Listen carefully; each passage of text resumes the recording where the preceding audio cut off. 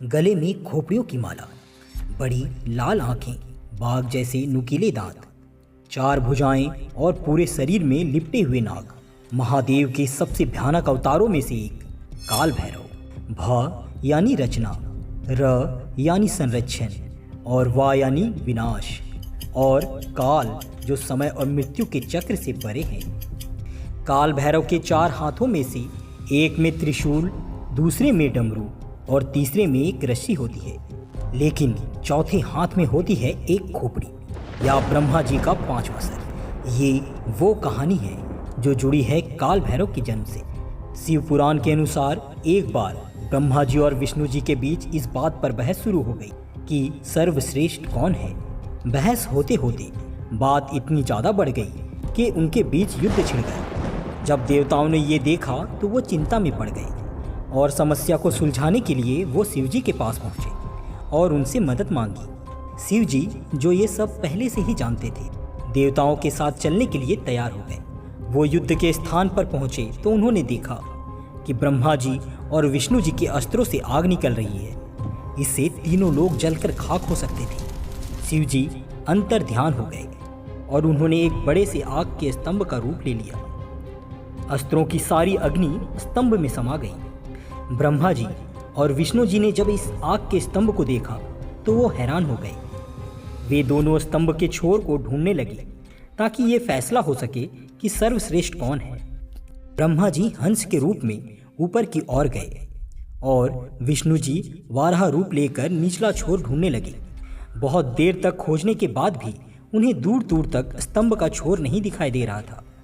विष्णु जी थक हार कर वापस आ गए, लेकिन ब्रह्मा जी जब वापस लौटे तो उन्होंने झूठ कह दिया कि उन्होंने स्तंभ का ऊपरी छोर ढूंढ लिया है। विष्णु जी ने अपनी हार स्वीकार करी और ब्रह्मा जी के सामने सर झुकाकर खड़े हो गए। तब महादेव अपने असली रूप में आए। वो ब्रह्मा जी के कहे हुए झूठ से क्रोधित हो गए। शिव जी ने ब्रह्मदेव का अहंकार तोड़ने के लिए अपने भौं के बीच से एक रौद्र अवतार की उत्पत्ति की, जो कि थे काल भैरव। काल भैरव का रूप विकराल था, डरावना था। उन्होंने शिव जी के आदेश पर अपनी तलवार निकाली और ब्रह्मा जी का एक सर काट दिया, वो सर जिसके मुख से झूठ शब्द निकले थे। ब्रह्मा जी का संतुलन बिगड़ गया। वो काल भैरव के चरणों में आ गए। ब्रह्मा जी एक परम ब्राह्मण थे और इसलिए काल भैरव पर ब्रह्म हत्या का पाप चढ़ गया और ब्रह्मा जी का कटा हुआ सर काल भैरव के हाथों से चिपक गया, जिसे ब्रह्म कपाल कहा जाता है। ब्रह्म हत्या के इस पाप से मुक्त होने के लिए काल भैरव अलग अलग तीर्थ स्थानों में गए, लेकिन उन्हें कहीं भी मुक्ति नहीं मिली। आखिर में वो काशी पहुंचे। जैसे ही उन्होंने काशी की धरती पर कदम रखा, उन्हें ब्रह्म हत्या के दोष से मुक्ति मिल गई और ब्रह्मा जी का वो सर जो उनके हाथों से जुड़ गया था, अलग होकर वहीं गिर गया। आज उस स्थान को कपाल मोचन तीर्थ के नाम से जाना जाता है और इसी जगह पर काल भैरव का भी मंदिर है। ऐसा माना जाता है कि तभी से काल भैरव काशी में ही रहते हैं और यहाँ आने वाले भक्तों की रक्षा करते हैं। इस मंदिर में दर्शन करने से सारी नेगेटिव एनर्जी इंसान से दूर हो जाती है। काशी के भगवान विश्वनाथ की आराधना भैरव बाबा के आराधना के बिना अधूरी मानी जाती है।